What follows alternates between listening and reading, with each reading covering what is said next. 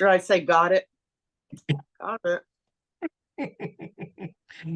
Hi, this is Mark Arnold at Fun Ideas Podcast, and today we have another episode of the Fun Ideas Podcast. How about that?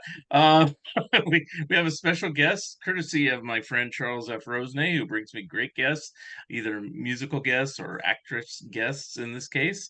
And today we have the actress who's going to make an appearance at the Salem, Massachusetts Paranormal and Horror Paracon on November 11th and 12th. Her name is Tara Buckman. Tara. Tara Buckman. I tried to, I knew I'd say it yeah. wrong. So, how are you today? It's that line, and I can't help it. I just have to preface it. You're always supposed to be politically correct and say, I'm fine, I'm well. But you know what? I just say, I'm breathing, so Hey, I'm breathing. very good. Now, Charles got us together to do this show. And of course, growing up, I was a TV holic and I still am. And it seemed like you were always on my screen, be it Kojak or Sheriff Lobo or All those intelligent Buck stuff. Rogers or what else did you? Hardy Boys. You were on every show. What was it like back then to do all this stuff all at once? Well, I'll tell you how I got into it, but Okay. realize the way I think is that was the dumbest era, the 80s. And like BJ and the Bear, Sheriff Lobo, I did the series, Buck Rogers. It was so stupid. But I went out there and got right in immediately. But that's what there was. And so it really wasn't me. I didn't go out there to do that kind of stuff. I didn't go out there to turn blonde. I didn't go out there to, do Cannonball Run silliness. But hey, I was working. Mm-hmm. I didn't and I was under contract to Universal, which is a whole I drove out with $800, my orange Camaro, and no place to live because I wanted this so bad. No place to live. Now, there was a movie called Roller Coaster. Gosh, the oldies, Harry Gardino and Susan Strasberg, that came into town, and I got a bit part. I didn't get a bit. I actually had a line, whoopee, which made me get my SAG card. And so I had nowhere to live. But when I went out, like I said, nowhere to live, I did talk to the director.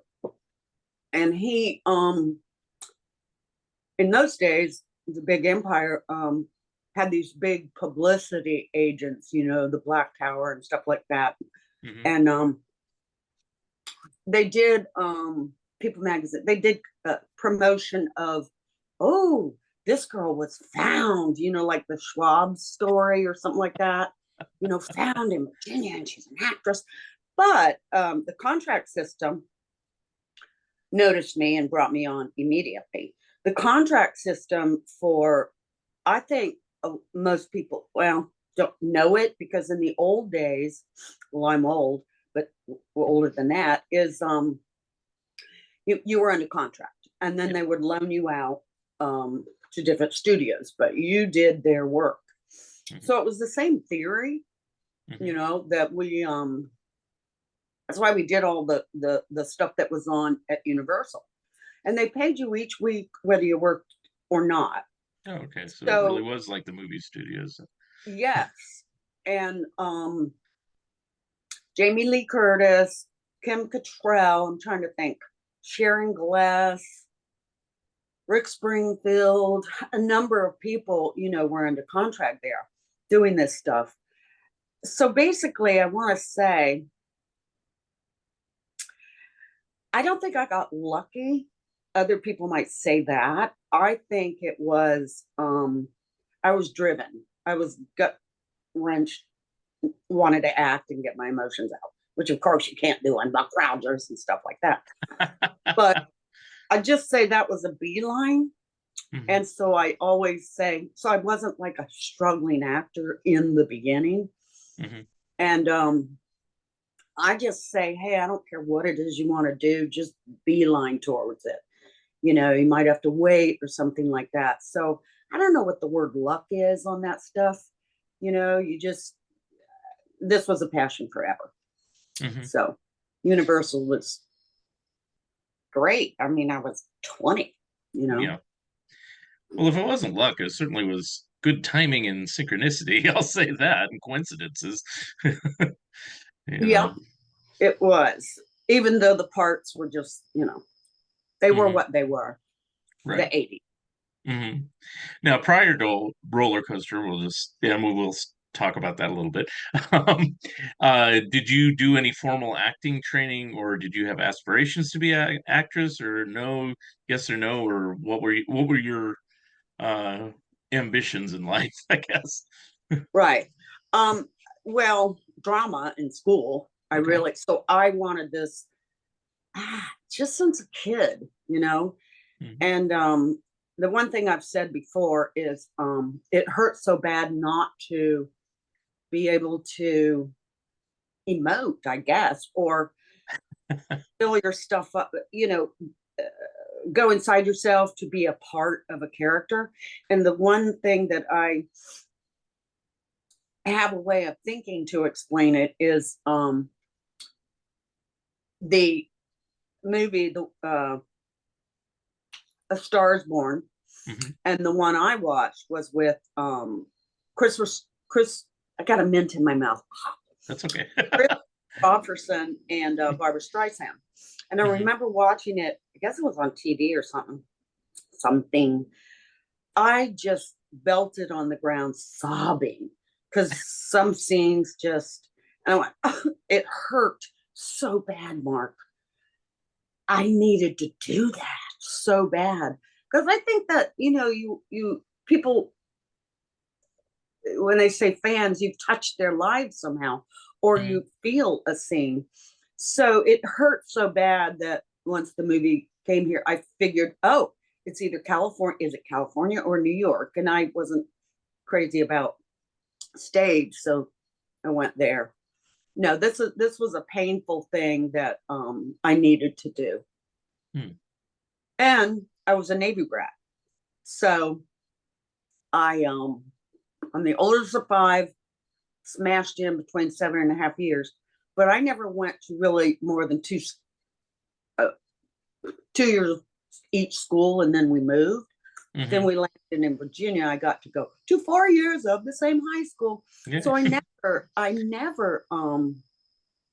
knew anybody for very long. Hmm. And then you have to make friends. So I think that might have given my taught me a lot about you're going to meet different characters and become friends, or either study in a way, study a character. I think that was a lot to do with how I viewed being able to do acting in different characters. Right. Well, I would say also you were able to move it seemingly to California with ease just because you had moved so many times previously, correct? Yeah, I guess so. Yeah, Yeah. yeah, because I that's a good point. I never thought about that. Yeah, Because I know when I was a teenager, it's like I grew up in Northern California. I lived in Southern California briefly when I was lucky you. I wish I grew but up there. then we moved back to Northern California, and for some reason, just to move south in the same state just kind of freaked me out, even though, because I was like, you know, I was not a person who liked to move. I'm still not that way. I don't do tons of traveling and Oh, everything I'm like a that. Yeah, gypsy. I could yeah. move only because I don't want to be here. But yeah, but did you grow up there for like? Did you go to the same elementary school with people? And Once from fourth grade to senior year in high school. Yeah. So oh, for okay. eight So years you straight. Yeah. established Yeah. people you So knew. had to leave them. Yeah. Yeah, because I mean, even it says in your bio you weren't even born in Virginia. You were born in Pensacola, Florida. Is that correct? Yeah, yeah, Yeah. yeah. I was like, A but baby. then, Yeah. so how many Yeah. times did you move? During your formative Well, years? um, it's not so much how many times you move like out of state, Yeah, but here in Virginia, that's a big Navy town. And yeah. so my dad got based here after, before, after Pensacola, and after he opened the nobody knows about this, the first Navy base in Lemoore, California. Yeah. So we moved there. And so even when you're there, I went to 3 different schools, elementary, because in the they're building more schools. So Right. if you're leaving that school, there's a whole new bunch of friends Right. elsewhere. Same Right. thing happened here. It's like, really, and I have one childhood friend that in the 5th and 6th grade, I think maybe I was 7th. So I have one friend from the days of that period. I know people from 9, 10, 11, 12. That you still are in contact with. Is that what you're saying? The younger one, I don't really care much Oh, oh. for. I don't. Yeah, that's where we landed. I'm Uh, here now taking care of mom. I don't have any idea where I'm going to move. mhm. I don't know where I'll be. I think, Seattle. I like the West. Yeah. It's a little different in the Southeast. Yes. Yeah, I mean, I'm in Oregon now, so I'm in Springfield. Oh, It's nice. Yeah. Yeah. And yeah, Washington's just a couple hours away. And, of course, I go down to California, and I did move temporarily, like 5 months to Florida. And I was like, oh, so, but Now, was it the humidity? Because I can't deal with that. I didn't like that, but I didn't like.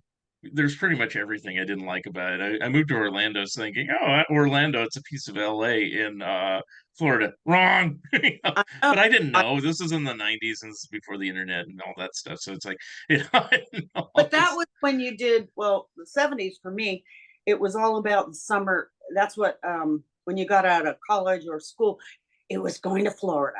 Yeah. I don't remember that, but that's what, go to Florida, for your spring break, Yeah. which, I didn't go for that reason. I was long out of college by that point. But yeah, yeah, I was aware of it because it happened when I was there. But yeah. anyway, so let's see. Let's go to roller coaster. So, uh, I'm reading this from your Wikipedia, the bastion of accuracy that Wikipedia always is. I always tell I people. know you had to study me, didn't you? Yes, I did.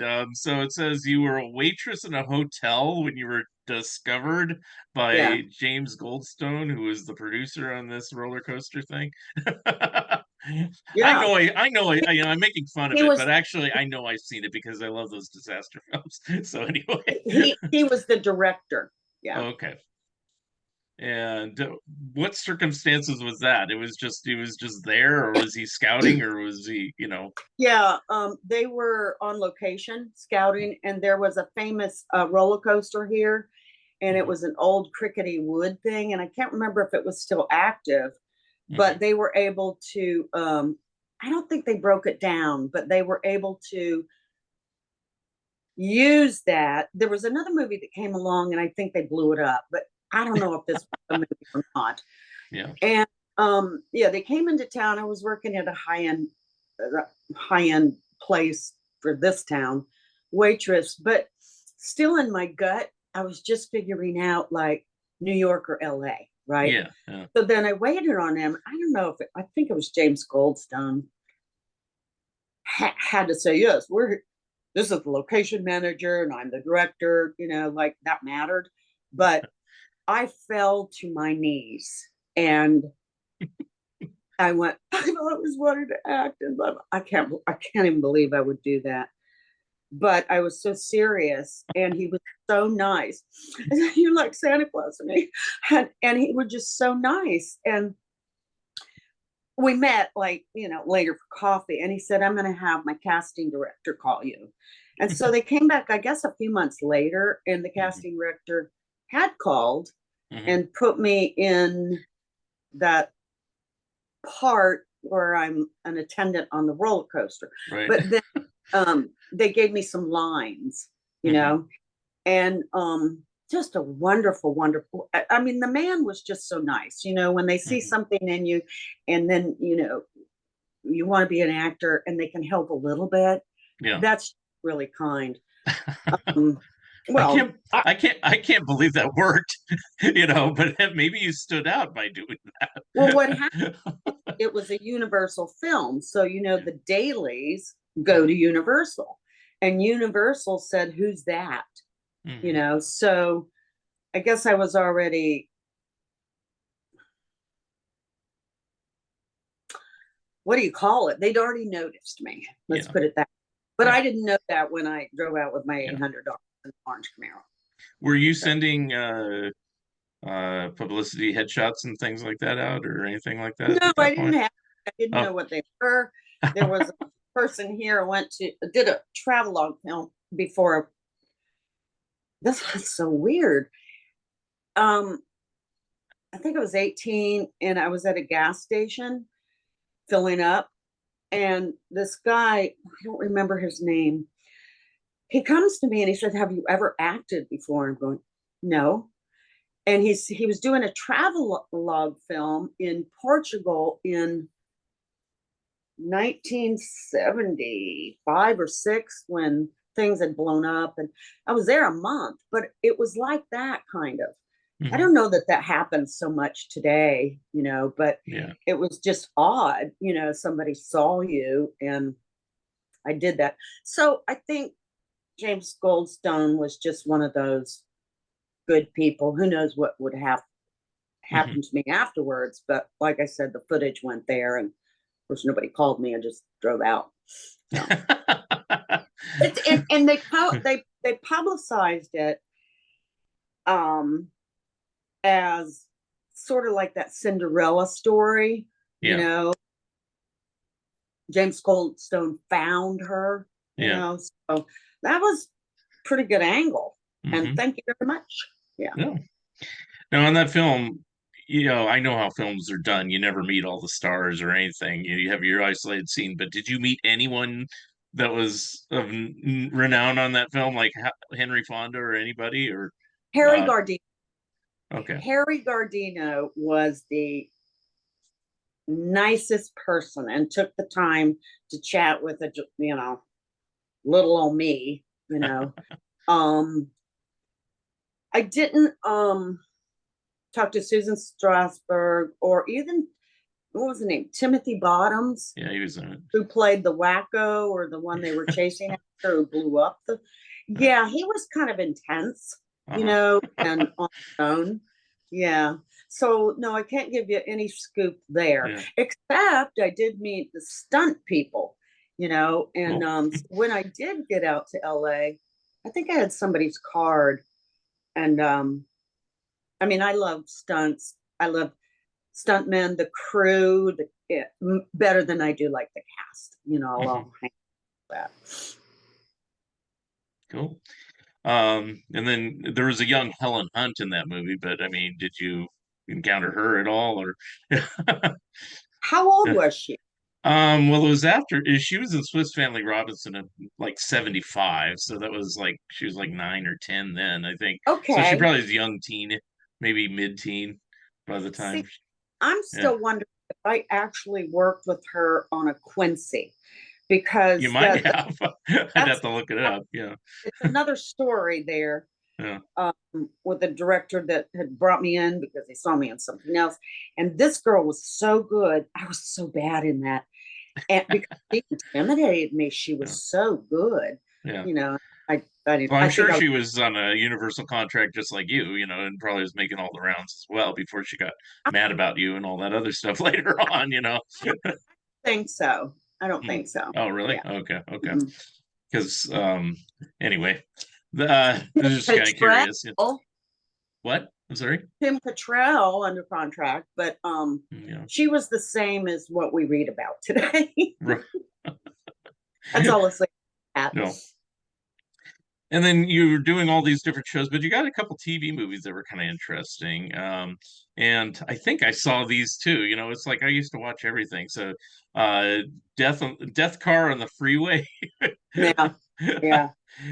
Did you have any memories or work with anybody there that stood out, or Yeah, see, that was a Hal Needham, his first movie of the week, because yeah, he'd done Smoking the Bandit, Hooper and Burt, right. And Cannonball Run. you were in Hooper And and Cannonball Run, yeah. yes, and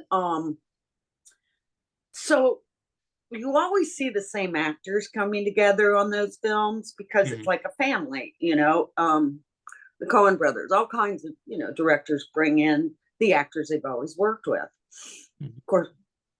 And so then we did that Death Car on the Freeway, and I knew all the stunt people. You can. Abe Vigoda I worked with, but I was so bad. So, see, some of these scenes are awful. It's awful acting.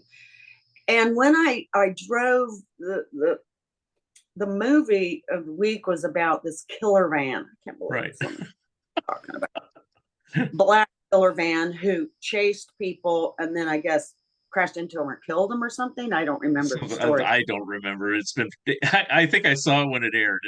So if you don't remember, I don't remember. That was your last Right. exposure. Well, I think I actually did watch that one, Yeah. but that's the only time. Yeah. But I was in a stick shift car, and I didn't know how to drive stick shift, but the van chasing me. But you're on this freeway, and it was pretty empty. They were building 118, Mhm. that route 118 Yeah. freeway when it wasn't active. They were still working on it, and we had all the best stunt people around me and in front of me driving their cars and all that because we had to drive at a high speed, and they knew exactly what they were doing. I was supposed to stop, sorry my eye, but I didn't. So if you see, it's interesting, if you see in the film movie of the week, I actually put on the brakes and do a 180 like and so the stuntman came up, oh my God, that was so good and everything. I guess maybe they thought I meant to do it, but Hal Needham, we'd work together on the Hooper, and he had me jump out of a truck into another. He was just more fun doing it that way. So, oh, I'm at the convention. I went to my first autograph signing. George Hamilton was there recently.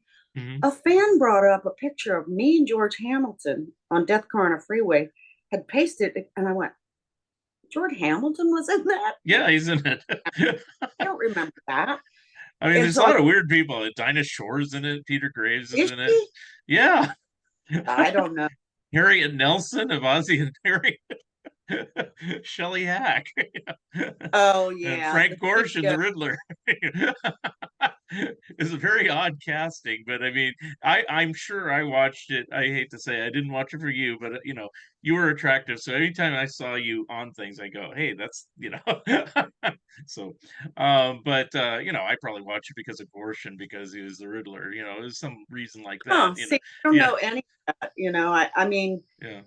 I don't even know that I probably watched it, but, I Well, don't. you're not required to. I'm the kid teenager that's like watching all this stuff, and it's like, Right. he's eating it all up. But it's like, Yeah, people have told me that. And that's why it's so interesting when people come up to you and they remember right, a few lines of some episode. yeah, But my day, I was watching David Cassidy and the Partridge Family and Bobby Sherman. Here Come the Brides. there you Yeah. go. Then another one you did that same year, and in this one, I know I've seen more than once because I think they repeated it. The Man in the Santa Claus suit with Fred Yeah. Astaire, and how was that experience for you? Oh, well, again, that goes back to another director that had brought me in to do two Quincy's because we worked together well, but when I did a Quincy, and then when I was very young at Universal, they put me on a part in the beginning of the show where I played a obviously a young girl or 2021, and I'd gone into the clinic and I had had a botched abortion. Mm. And so I'm in there screaming and I died. Okay. And that director was Corey Allen. I Mhm. don't remember the show. I don't know if I ever watched it, but that's what I guess the investigation was that Jack Klugman did. Mhm. But Corey saw something in me and then brought me back for the other Quincy. And, you do that if you find good people. And yet it was such a bit part, but he saw something, Yeah. that he could work with or that was great. So we made good friends, remained. So then I did the Quincy. And then when the man in the Santa Claus suit came along, he wanted me. Oh. And, it was a beautiful, beautiful Christmas show. Again, I didn't act very well. And there were, this, but there were three. Fred Astaire is the whole center of. I was around him, but I didn't work with him. Haven't you seen? Okay. He's Santa Claus. There were three trilogies. Nanette Fabre and Harold Gould had a Yeah. story. Gary Berghoff and I had a story, and then Mhm. Bert Convy had a story, and Oh, yeah. Santa Claus made miracles happen. So Mm. that was sweet and lovely, and it wasn't a stupid show. Yeah. I remember really liking that one. I mean, Yeah. the only reason I mentioned those other ones, like Death Car on the Freeway, is just because it's some things you've done, and not your fault. It's just they're so campy. They're fun, But I mean, Well, you know, but we'll see. Yeah, and I do hear that lately. I'm only because I'm out. I'm talking for the first time about my career, and people actually know it. And yeah, since '95, I stopped working. Did I miss it? Absolutely. But when I hear this stuff, it's really, you remember that?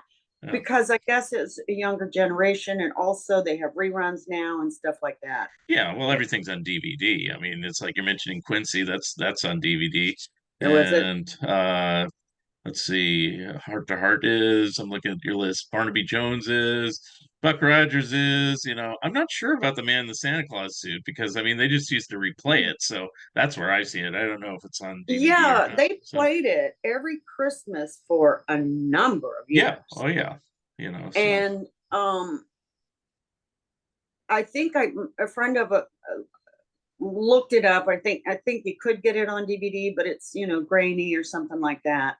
yeah, Um, yeah, that was a nice one that I could say I had felt I was doing myself some respect out of all the other stuff. I think it was Steve Martin. I think he the reason why he did it's in a book that he just put out about his movies.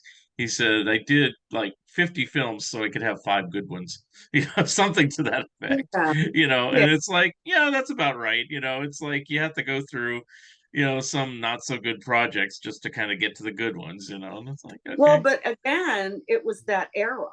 yeah, yeah, If you do look at the '80s, and then when the '90s, let's see, yeah, I remember when all those ensembles started yeah, with a lot of stars in it or a lot of people. You didn't have to hold the show and be stupid, like so you worked together and you told real stories, you right, know. They had just started all that stuff when I. yeah. And I like that. I to this day, I mean, I was a Love Boat junkie and things like that because, I like to see all the stars. You'd see the current hot stars, and then you'd see the old aging actors that you hadn't seen in 30, 40 years ago. And when I used to watch, I didn't know who they were. Now I'm like, oh, this actress is on here. This actor is on there. It's like, And I wonder how many of us truly from that era doing those kind of things still worked afterwards for a long time, yeah, I don't because know. But yeah, they had a lot of shows like that that they don't tend to have now. I mean, after Love Boat went off the air, then it was like Murder She Wrote seemed to have all the aging actors and everything like that, and then now there's yeah. no outlet for that, and so oh well, You things know what change. I'm doing? I'm shaking my head a lot, aren't I? That's you know. okay. Yeah, I want you to like agree with me. Not just yeah, you don't have to agree with no, me. but it's I understand. Mhm. Yeah. Now the next show that I'm going to mention is probably where I first learned your name, because I know I probably honestly first saw you on Buck Rogers. That seems to be where I know. the first time I saw you. Just because I was a Buck Rogers junkie and watched all those episodes. So, and I go, oh, there's another attractive actress they hired for this show. Because they did that Yeah, on that put her show. in. We It's gotta have like, a blonde, wow, the 25th century. I want to move there. They have all the blonde audience. pretty person there. Yeah. But the show's The Misadventures of Sheriff Lobo that I'm alluding to. I didn't really watch that show all that much, and obviously because it only lasted 2 seasons. If I watched it more, it would have been on longer. But you weren't even I, on the first season, so and then they switched it to Lobo, and then they changed most of the cast. So what was the situation there that they revamped it, and why did they want to keep this thing going for Claude Aiken's sake, or what was the deal? well, it did get kind of good ratings. Fred Silverman was at NBC then, and he wanted to try something else, Mhm. and it would have gone on more, but the contract system died at that point. Oh, There were no uh, even the directors and writers were under contract well. So the whole system went down, even though when it went down, that's when I got Sheriff Lobo. So I wasn't under contract then. hmm. It was really silly. I didn't watch the first season either. But they wanted to give it a little more class flair. So they moved to Atlanta. And so there you've got the hillbilly cops with more intelligent cops, but there's nothing intelligent. Brandon Peaches and Nell Carter, Right. but they wanted to move in that direction. Now, Claude was not happy at all. I Hmm. don't think he was happy with any of anybody because, he's an old time actor. He Right. was around. We were all like, who are you? You Right. know, yeah. But I had a blast, kind of. Well, no, that's just not true. That is just not Oh, true. come on, make it up. It doesn't I don't know matter. why I said um because you wait around on the set. We weren't the main, but we'd come in and say our lines, and they were just dumb. Hmm. And I actually quit on the ninth episode just because, well, not knowing, because I just had kept working all the time, not knowing, and having the experience of, oh no, you don't quit. I mean, you got to keep working. You got to keep making the money. You got to keep being on screen. I didn't know. It's just it wasn't a role again that I wanted to play, but they said, "Oh no, you have to." So we finished that, and there was a writer, Frank Lupo, that um, if we did the third season, he was going to write me in a much bigger part because they saw things in me that I could do. So, Cool. but that didn't work. Oh well, it was not meant to be. But I think then did you do Days of Our Lives next, or did you do Cannonball Run next? What was kind of the chronology there? I think it was Cannonball Run. Okay. So how did you get involved with that? Was that because of the connections with who was it you said? Hal Needham, Which one? Hal Needham Yeah, because and of Bert. and Burt Reynolds and all that stuff. Okay. Mhm. Now, Well, were you friends with Burt, or did you work with did you know him? I mean, or were you just kind of well, casual acquaintances? And say that I did date. Sounds like young actress dating a director to get work. Yes, I did date 28-year-old Hal, older than me, but he was so fun, problem with and it. we lived, or I didn't live with him, but Hal lived in Bert's guest house, which is like a big house, Right. and yeah, we ran together a bit. It was Okay. great. But when Okay. I was doing Cannonball, we weren't together. Hmm. But he brought me in, Yeah. Well, probably you because I still was. have the connection, so yeah, I get it. You know.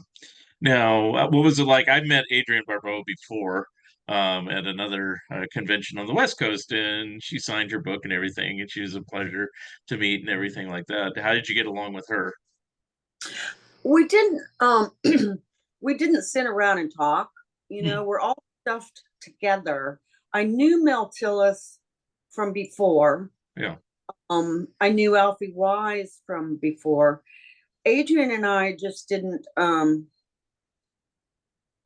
like Jamie Farr, when we were in Vegas, we went to some shows.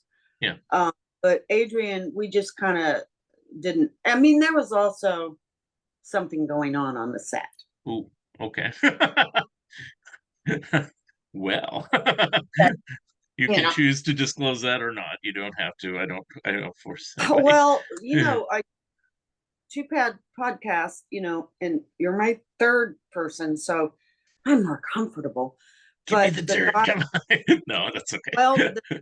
and I think Adrian actually told this person, or it's known. I feel bad saying this, but she was having an affair with Bert on the set. Ooh. Okay, so I guess she was busy and we couldn't play. Oh. um, but that, because I always wondered, like, how come I didn't do Cannonball 2 Yeah. back then? Even though I wasn't affected by it, I just. But then there was a guy writing a book called The Black Tower, and he was like, you telling me so much stuff I didn't know, and he told me that. Hmm. And that's why she didn't want to do it, but also that, well, probably another reason. But so yeah, we what we did, we got together. The Lamborghini door came up. It goes down. We get out, and then we go back in, or we meet the cops. The Lamborghini door goes up. So that's really what it was. Hmm. But well, I'm going to brag a minute and say that the opening shot is of the Lamborghini. I love the opening shot out of everything. The Lamborghini Hmm. with the police chasing them, and then I get out of the Lamborghini and spray this 55-mile-per-hour speed limit sign Hmm. and get back in. But Adrian never rode in the Lamborghini. I got to ride in that Lamborghini, Huh. and with the stuntman just shooting down there. So otherwise it was just legs coming out of the car and her boobs. So, you know. Wow. Yeah, it is kind of interesting. I was going to ask you about that, but you don't really know that, in Cannonball Run 2, they kept your characters and Adrian's character, but you replaced your characters is replaced by Susan Anton of all people who I you know. nothing alike, and she's probably I don't know how tall you are, but she's probably like a foot taller Yeah. than Yeah. you. Yeah. Yeah. Originally, Pamela Sue Anderson, Yeah. gorgeous. You know who she is? Yeah. The blonde back then. Somebody, I remember it was Or wait, posted. Are you talking about Melissa Sue Anderson from the No, less, she or married a Pamela Sue Martin? huge boobs, beautiful.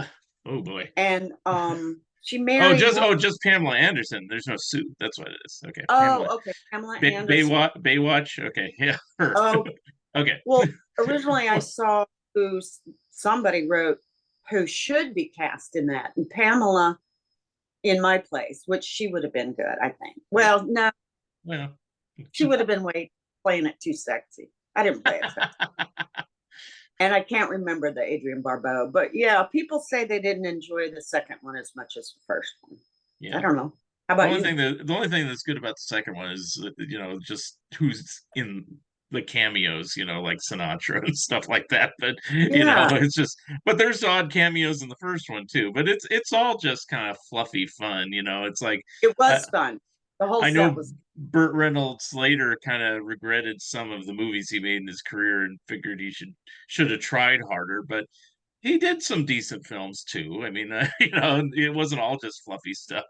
Well, he So started out way back. What I mean, he did many more, but Deliverance, Yeah, that was the first one I was going to say, yeah. and even comedies that, are, like considered classics now, like The Longest Yard or something like that, and he did Starting Over and stuff like that. He did probably one of his best acting jobs. So, he had a varied career. I know actors probably are typically down on their own performances all the time and everything, but hey, Well, you realize that people need to work. yeah. I made a ton of money at 20, 21 Mhm. for those episodes. Right. It doesn't last unless you're really going to keep moving up. So you do roles because you need to do roles, even the biggest people. I mean, what was the Murder She Wrote? She probably needed money, Yeah. Yeah. and the show. So we do things we don't want to do. Yeah. I mean, it's, Yeah, yeah. I mean, I get it, and it's not unless you're like the level of, say, like Jack Nicholson or something. That's the one that came to mind where he just kind of says, "All right, I'm done. I'm not going to do this anymore." Or Gene Hackman, he just said, "I'm done. I'm not going to do this anymore." And they're still around, but they don't need to do it. They've done so many things. It's like, you know. But yeah, Yeah. I get it. I get it. But you know, that was a huge cast. So 17 motorhomes lined up, and little old me, I had a motorhome, I was probably the least known.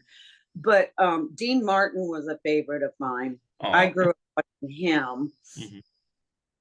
It's an old, like, I had a crush, but he was charismatic, and you know, um, and so we were at a wrap party where they took a picture of all of us, and my arm is over him, and we're all together, Farrah, Jackie Chan, all that. And he turned to me and said, "You wouldn't want to date somebody like me, would you?" And it was just so cute. Because I'm thinking, no, I already dated someone that was 28 years older, but it was so sweet. Yeah. I loved him. And Terry Bradshaw, another little tidbit, what a great guy. We all probably say that. You just know that he's funny, friendly, but we had chatted because you're all stuffed together in this motel in Georgia. And we chatted for a while, going back to my room. I don't know if we were going to chat some more, but he started to take his boots off. And I went, "What?" You got to go. Who knows? Maybe he was getting comfortable, but I'll just always remember that. And then we talked years later when he was commentating on football. Yep. And he would call at a commercial time. And I'm going, "Get back on." It was just, yeah, that one I remember. He was wonderful meeting. Mm-hmm. Any other memories from Cannonball Run? I mean, that's a huge cast. I mean, yeah. Yeah. Well, sometimes people want to know the goods. You don't talk about it, but on this, it was just that Farrah was so rude because she had her hair, it's famous for that hair. Mm-hmm. And I didn't have that hair, but it still swung back. And she's in, I don't know, there's no place to go. We're in the bar restaurant, all of us, and she walks past me and goes, "Oh, I used to do my hair like that." Okay, that's all you have to say. So yeah, and I'll tell you another one because Okay. those are the most, because there were a lot of people. And even though it's just like sometimes,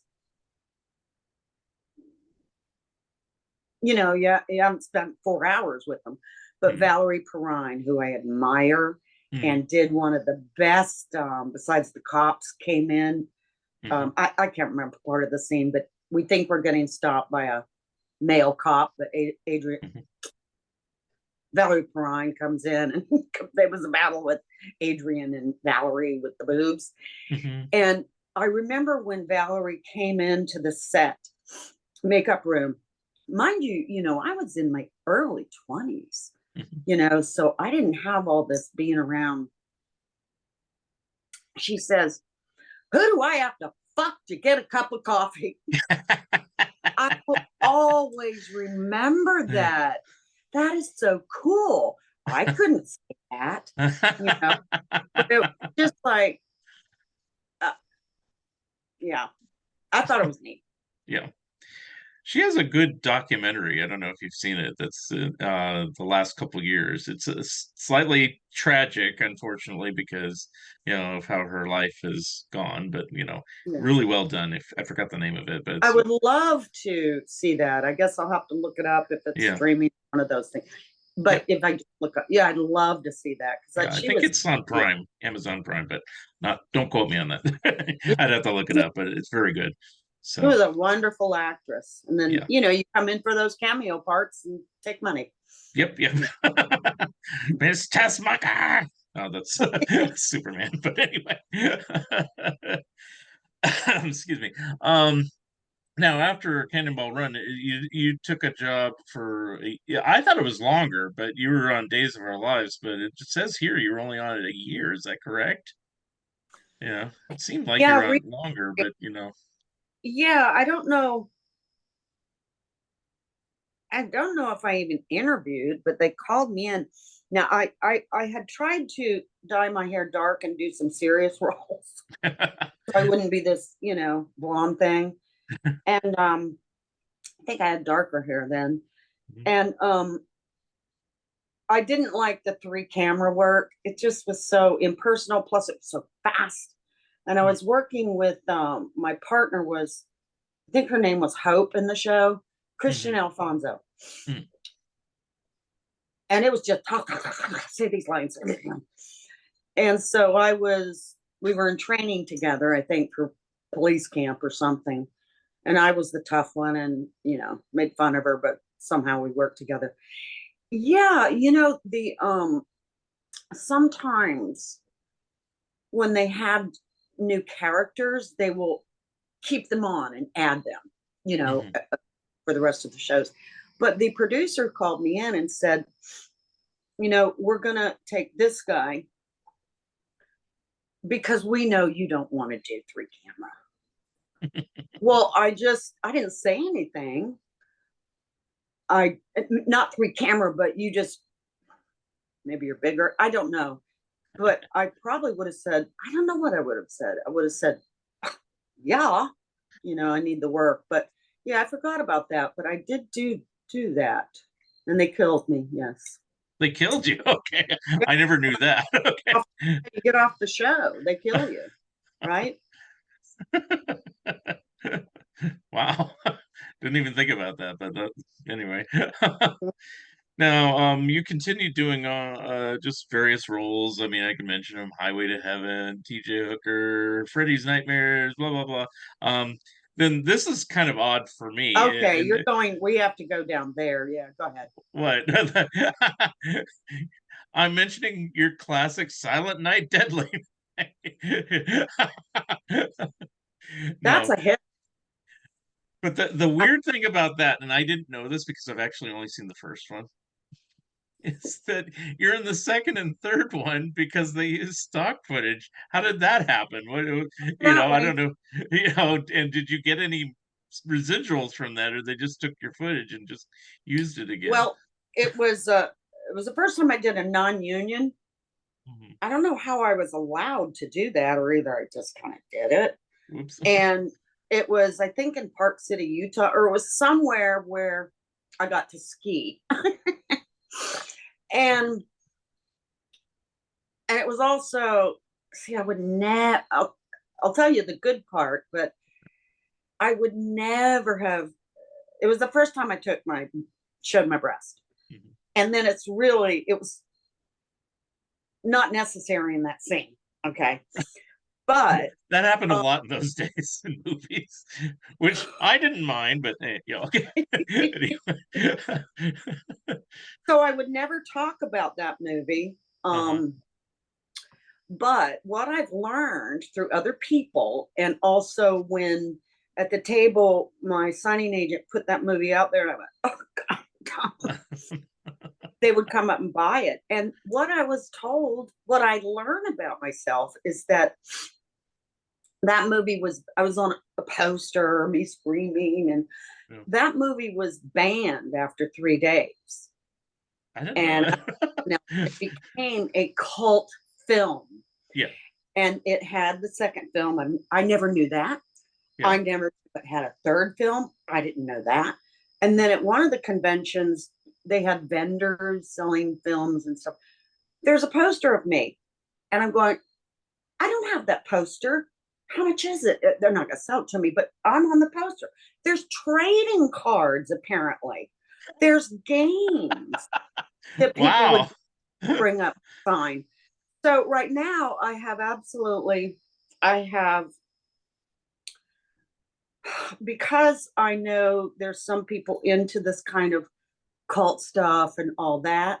And if Yeah. they came up, I'm learning, but they tell me things. They told me all of this stuff. I'm going, wow. And it makes me feel, yes, more appreciative that I could tell them about it or they remember. But I think the whole key to it is the fact that I'm embracing this. I was the mother of that child that grew up to be Slasher because he had seen Santa Claus slit my throat. So I kind of use it that way. I go, okay, all right. I'm the I'm the mother that created all this. Yeah. Makes me wonder what they did. Well, they've done other sequels of it and everything. Would you ever go back to something like that, or like there's a new Exorcist film that has one of the original actresses from the original film from 50 years ago. It's like, Well, yeah, that's so different than that was stupid. yeah. The Exorcist is Well, real. that's true. That's true. Okay. Yeah, I That's get true. I that. mean, there's Yeah. different, but anyway. Um, so I don't want to dwell on, your career wound down and, it's like things happen in life, but, Well, I what, got pregnant, had my daughter, is what okay. why I really quit. And I'm never married and been in a relationship and then got out of the relationship and got pregnant with somebody and I raised her completely by myself. She Mhm, didn't know her dad. So that was just something that I didn't want to be away from. mhm, And it was 38 and it was just at a time that I was so happy. I mean, it's not like I went out and get pregnant or I knew I wanted a child later, but so that's what happened there.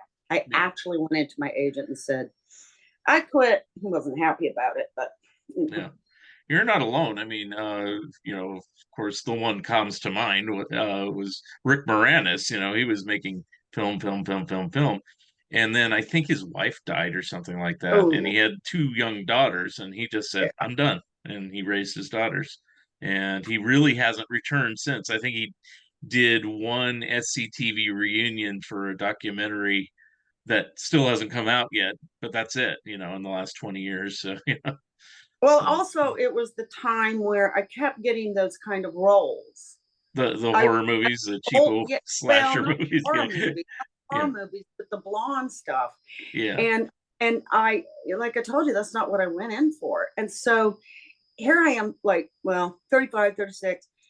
And it was a period of time, which is very true, that men can come in so wrinkled as they age, but women didn't get the role. I mean, why didn't they let me play mothers? I went out for some of those, Hmm. auditions, but so that was an area that I just broke down in. Yeah. However, if I had, you never look back and go, if, whatever, but if I had stayed a few more years, that's when a TV series came out called 30 something Oh yeah. that was so real. They were real people talking Yeah. about their life. But it Yeah. was still that kind of era for me, that just used you as tits and ass. That's what it was called then. Right. Of course, I have terrible ass.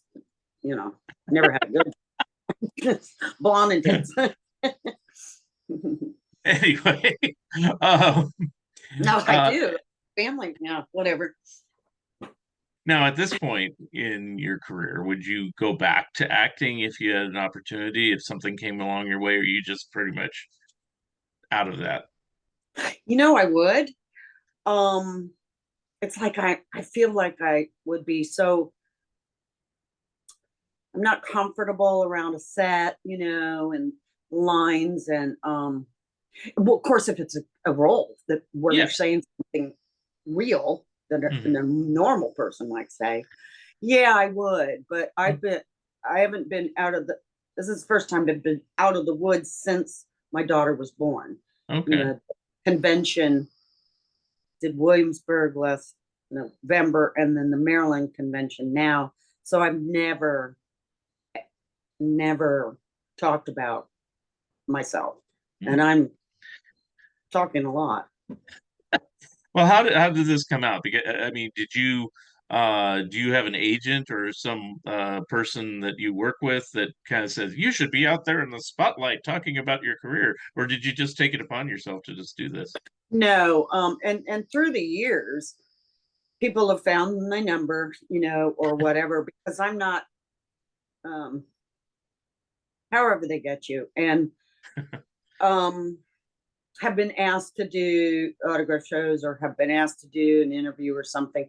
And truthfully, it wasn't because maybe I didn't want to. It was self-image and going, really? Who knows me? Nobody knows me.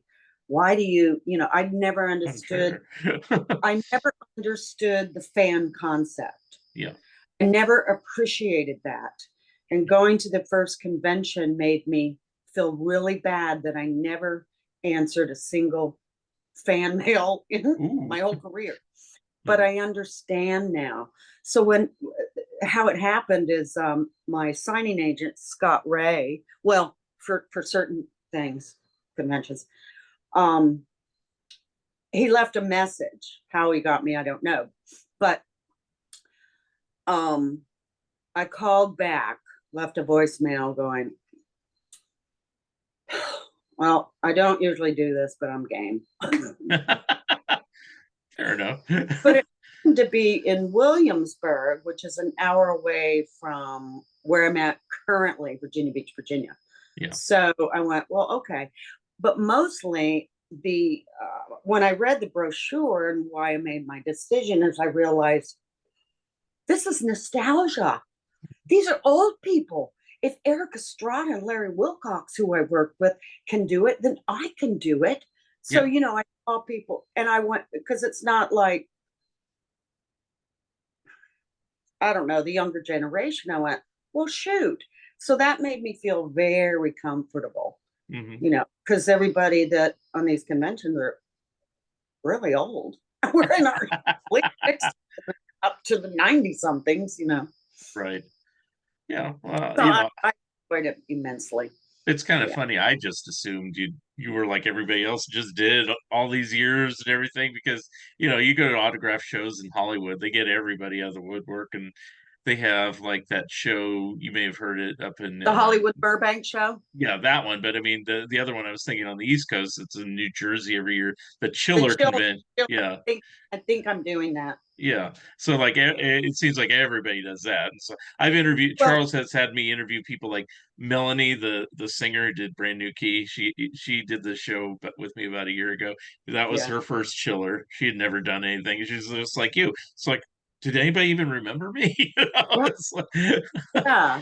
Well, I also there are some people out there that go from show to show to show, right? yeah, yeah, You see them all the time, and I'm thinking, well, right now I can be on a run, ooh, go to that one or this one because it's not like bringing in the money. It's just simply that it's rewarding, yeah. and yeah, you can't do that. I mean, you're overexposed, Right. you know. I mean, like this nostalgia one apparently is a lot of people like this one better than others because it's not okay. Bring in the next, sign that, go down there. Bring in the next person. You get to actually talk to the fans, Yeah. so it's more. But yeah, I've heard Chiller, and I it's kind of like when Silent Night, Deadly Night out, or looking at this bizarre career I had. I go, oh yeah, you would fit into Chiller, Silent. So I can't fit into Star Trek or these Comic Cons, Right. I never even heard about all this stuff, but it's I love it. I like it. That's good. Because I have to say this one, I did one autograph show as a participant, not in signing. No, and they had a Laverne and Shirley reunion. This is about a decade ago, and Penny Marshall just wasn't into it at Oh, all. She was just mm. like, I don't get this, and of course she's since passed. Well, most of that cast has passed away, but she just was not into it, and that apparently was her only signing. And I managed to get her autograph, and I was just doing it. She asked me, it's like, why do you do this? And I go, well, I remember the show and I liked it. I'm not one of these hardcore fanboys that are like obsessive. I just, I have my memories, and it's like, hey, so same thing with you. It's like, oh, I remember her. She was in Cannonball Run. She was in Buck Rogers. Hey, she was pretty. I liked her. Yeah, you see, that's where You're still I'm. pretty. I shouldn't say that, but you Thank you. Appreciate it. No plastic surgery. I mean, sometimes I see these people, these actresses, and it's like, Oh ah. yeah, yeah. But anyway, that's why I think I don't understand somebody like Penny Marshall or whatever would. Well, she had a kind of privileged life with her, Yeah. dad and other, but would appreciate that, because I'm very I appreciated what they went to do. Yeah.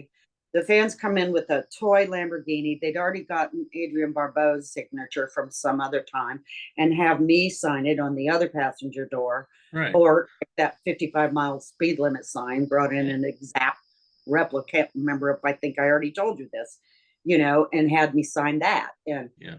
exactly like, and it's just like, wow, you actually touched somebody. So I don't Yeah. know how you would not appreciate it. Yeah.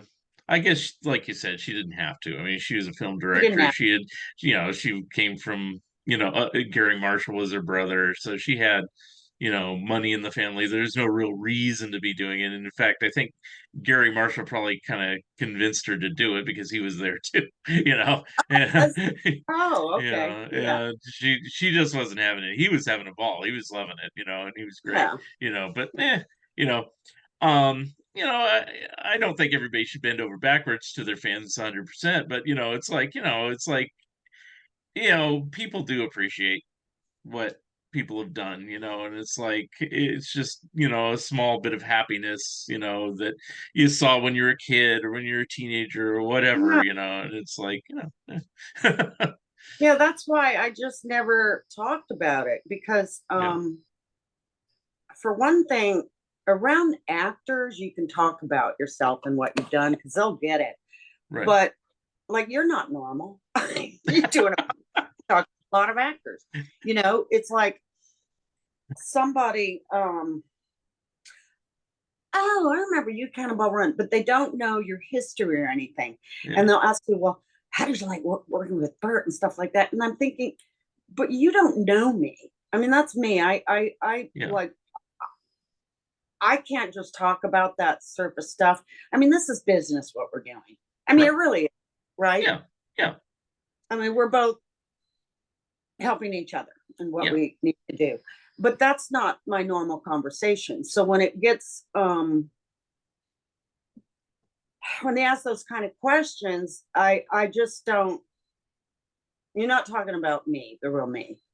yeah. I'd rather talk about my feelings and my life, So yeah, Yeah, I mean, the way I handle these shows, podcasts, this is for fun, but it's like I get to meet different people and talk to them and stuff like that. Uh, my podcast is really targeted to people who are passionate about something. So in your case, you're passionate about acting, and it's like, so I want to hear about that. It's like I didn't really have that same passion and drive for acting. I had the same passion and drive for writing books and other things. So I mm, get it for that, but it's like, you know, and I told people this before, is like I use the king, the master, Johnny Carson as my role model on doing these podcasts. So I want to find out about you. I don't need to know your intimate secrets, but at the same time, I want to know a little bit, and I want to have a little fun here, and so that's Yeah. what we try to But do on the show. the same realm is banker, what is it? Lawyer, banker, Indian chief. Yeah. Played that game when young. But you're still an artist. Yeah.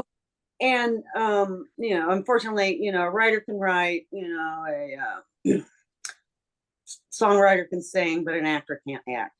But when I'm around artists, and you are, in that field, it's not acting, but Right. that's when I'm comfortable because it, and also you knew you needed to be in some part of it. Yeah. Yeah. So I admire that. Yeah. Touche, Mark. One thing I like about you is that you did realize it. Another person that came to realize it later in life was Michael Nesmith of the Monkees. For years, he was just like, that Monkees stuff. What is it? I don't get it. And then it was probably the last decade of his life. It just kind of started clicking, and he goes, I gave these people happiness by writing songs, acting in this TV show, acting silly, whatever, it made people happy. It gave people a good feeling. So, it's like, and he Yeah, finally it did realized me that. because I grew up with the Monkees. Yeah. Yeah, yeah. So I mean, and Yeah. that made me feel good that he finally got it, because I remember when he was younger, like in his 40s and stuff, 30s and 40s, he was like, this monkey stuff. And it's like, I watched it, I saw it, Yeah. but it's like, and so he wouldn't go on the tours and everything like that. But then later, yeah, he got it. So Well, that's why I even kind of prefaced it and pointed out, that was the 80s. That's not what I went out for. But so then therefore, there was really nothing I ever wanted to talk about because except for maybe the few lines I had in Quincy with the botched abortion, because that's real. But yeah, I have come to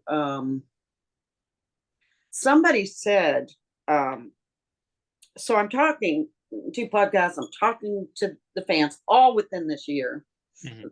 2 times. And somebody said, a new friend I made at the convention, well, you sure talk a lot and or something, or you talk more than me. And I go, I do not. You talk about yourself. Well, I am lately, but I don't. I'm the one who kind of listens, or I'm the therapist, or whatever. Mostly because I don't like real boring conversation. I'd rather just stay home by myself. I like Harrison Ford, and I'm gonna pull it up again. Said, because I told this guy today, what? Okay, Tara, pull it up, quick, quick, quick, quick. Okay, there I am. And this I identify with completely. That's the right phrase. Okay, here it is. He said, I don't have a social anxiety disorder. I have an abhorrence of boring situations. So that really hit the nail with Yeah. me. If I can't have a decent conversation with you, Right. about something on a perhaps different level, Yeah.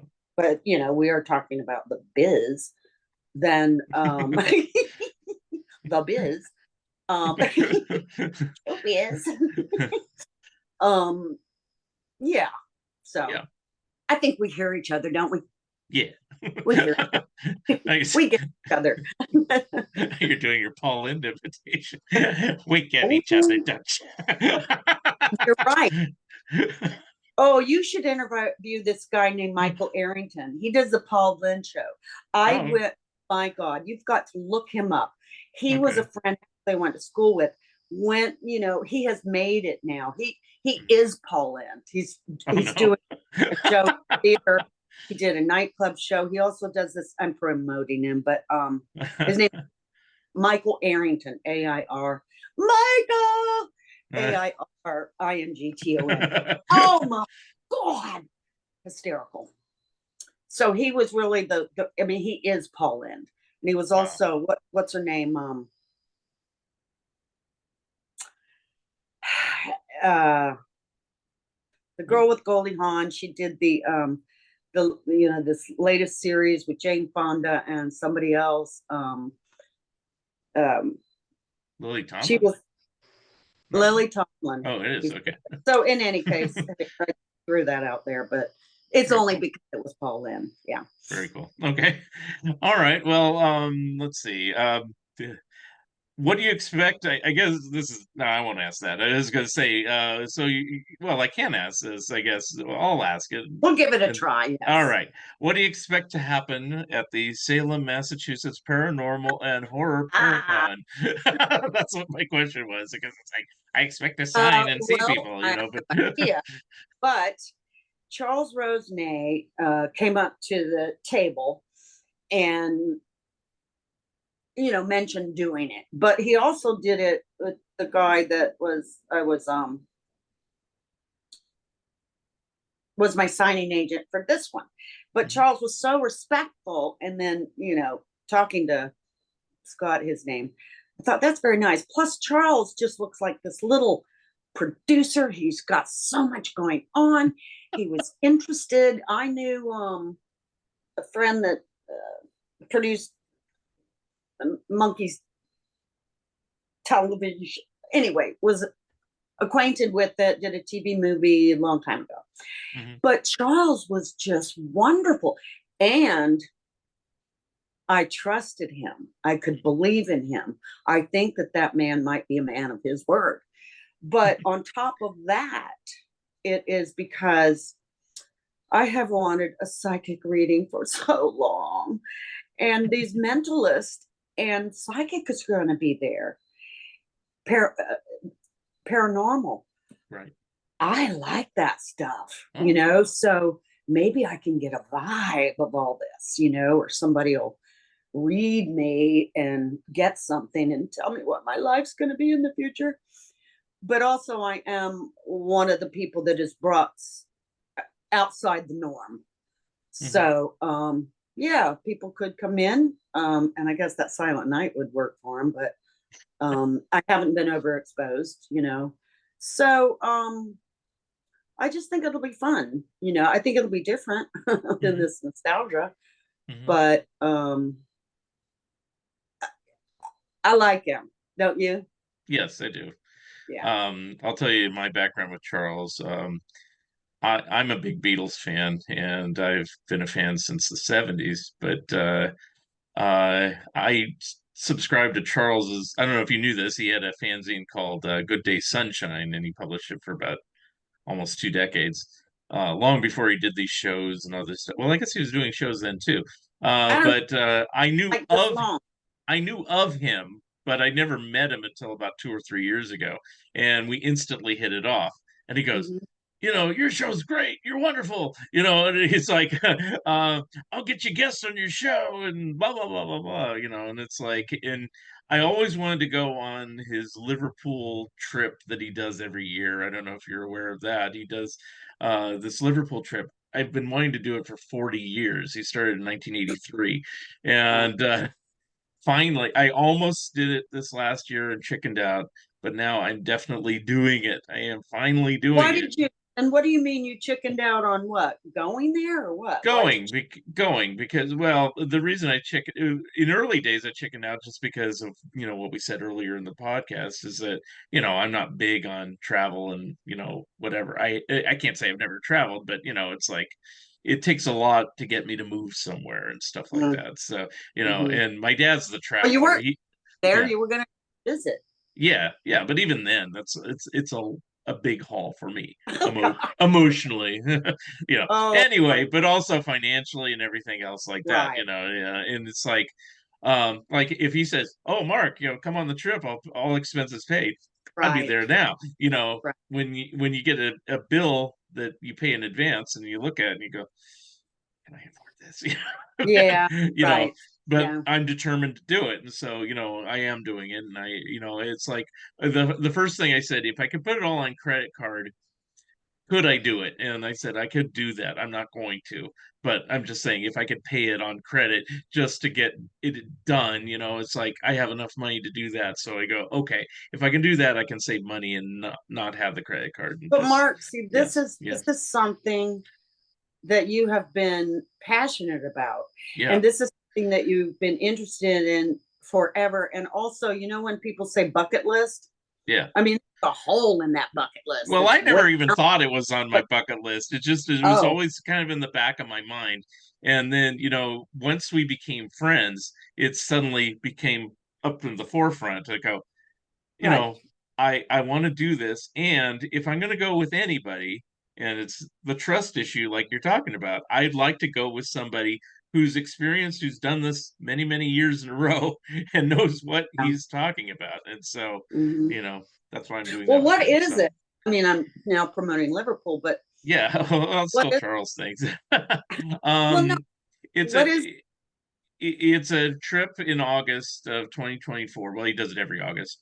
but To what, go to uh, Liverpool and London during Beetle Week. There's Beetle Week, oh, and uh-huh. and you visit all the sites like the cavern. I don't know everything off the top of my head. I think you go on the Magical Mystery Tour bus or a facsimile or something. Oh, okay. You go to the. I know this last year they went to the Abbey Road Studios. He said can't always get into that because if there's somebody booked in there that's actually recording an album, you can't just Mhm. have tourists walking through, so he lucked out and got it this last time, but he says I can't guarantee it for next year. And I go, well, yeah, it's like I'm happy just to be doing it, so that's where I'm, Well, I hope you do it. yes, well, I do. I'm Yeah. committed to doing it, which Oh, yeah, that's nice. so for me, That's I think that like Salem, I don't know, if I can take another day or to go to, there's a lot of museums there. oh yeah, It's that, because that subject matter just interests me. It's been, decades since I read a book on that kind of sad stuff. But yeah, same theory, yeah, you want to see the elements around it. right. Yeah. Yeah, I've been over there, but that was all 2009 or something was when well, actually, it was old 2008, I think. Somewhere around that time I was in Massachusetts. But, I'd love to go back. So I have done some traveling, just not outside the country. That's really what, But you know. I don't know where I'm going to live. I've Yeah, just had that thing of building it up, losing it all. yeah, And a lot of that was with my daughter. She's born and raised in LA. And then I tried to come back here. yeah, She was 5 years old. There's a ton of family here. And she didn't know grandma and, all yeah. thousand cousins. So I brought her back here and I couldn't hack it. In a LA so long. So again, and I Is was she an adult now? Is she she's 28. okay? So you're free to move if you wish. Well, she's certainly got her radical own mind. Yeah, yeah. She's yeah, I admire her. Hey, come Um, back out to the West Coast. Come in my neck of the woods. We'll I hang would, out but together. And it's my so wife and you. hot. Yeah, it's not It's so hot. hot. Not Hot. where you are. I don't mean California. I mean up here, Oregon or Oh, Washington. Yeah, now that, believe it or not, I have my mind on Seattle. yeah. I stepbrother there. That's it. Have I been to Seattle? No, but I did work in Vancouver with Jan Michael Vincent. There you Um, go. uh, Well, for a month. Washington's cool. I mean, if you don't mind snow part of the year, and it rains a lot, but Well, it's I like the rain. My yeah, daughter's name is Haley Rain. yeah. Okay, Haley Rain, Hmm. and yeah, I do. I don't get dismal. I just love it. So I don't know where I'm going to go, and Well, ask that psychic when you go to the Paracon. There you go. I will. Where does the future hold for where I'm living? You know.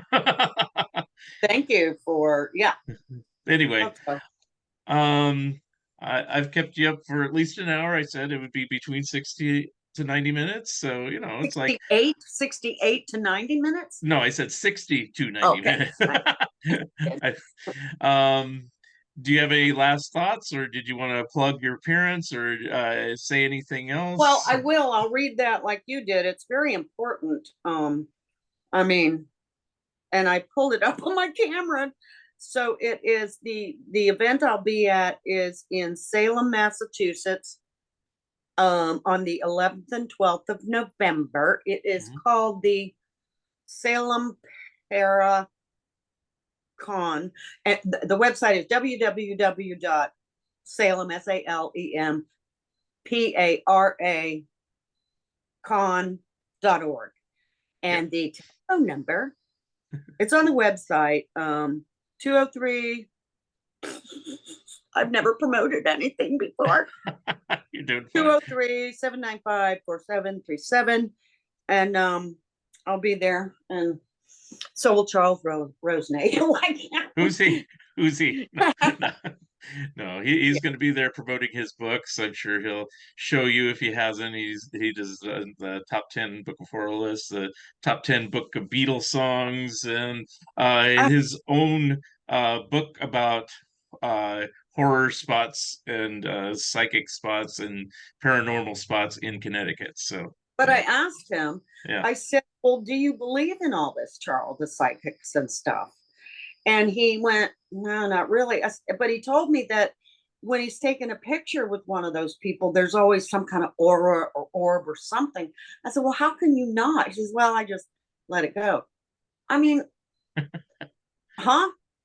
So. To each his or her own. To each his or her own. There. Yeah. Anyway. Well, I just want to say that this has been fun, getting back to, instead of me hibernating and never talking to anybody. And, I have, that thing they say, you have your 5 great friends on your hand, 5, and of course there's others, but those are solid to me. Mhm. And it's just nice to be able to talk about my career and people Yeah. that know it without bragging, without being important, Mhm. and all that. So it's been a pleasure doing these. I hope to do a couple more Okay. shows, and then you'll get sick of me and everything. But thank you so much, Mark. Thank you. And you were a Mhm. great guest. I will tell you when this uploads because I did this on purpose. It'll be a couple weeks before November 11th and 12th. This is the Halloween episode. So this will Oh, upload on October 31st, 2023. And you know what I should have done? I should have had um, a gash here for Silent Deadly Night, because that might be the thing up there, out promoting it, even though I did have cervical uh, surgery a while ago. So I got a little one. Yeah, I gotcha. That all you'll right. let So me know and you'll promote it. yes. And it was very great talking to you. You were a great guest. And I guess that wraps it up. If you have any other things to say or, one last plug, or we will just call it an evening and go on. Yeah, I think we'll call it, only because somebody said I talk too much. No, you were great. All Yeah. right. I think. Thank you. Maybe we'll, someday if I'm on the West again. Thank you. And I would enjoy meeting you very much. Me too. So, anyway, that wraps it up for this episode of Fun Ideas Podcast. This is Mark Arnold, and with my special guest, the actress Tara Buckman. Tara Buckman. Tara Buckman. I can say your name Tara. wrong. Tara Buckman.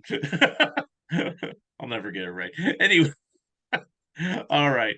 And I thank you very much. Have a happy Halloween, and we will see you soon. Go see this lady at the Salem, Massachusetts Paranormal and Horror Paracon on November 11th and 12th. Thank you. Thank you very much, and have a great night. Bye, Mark. Bye.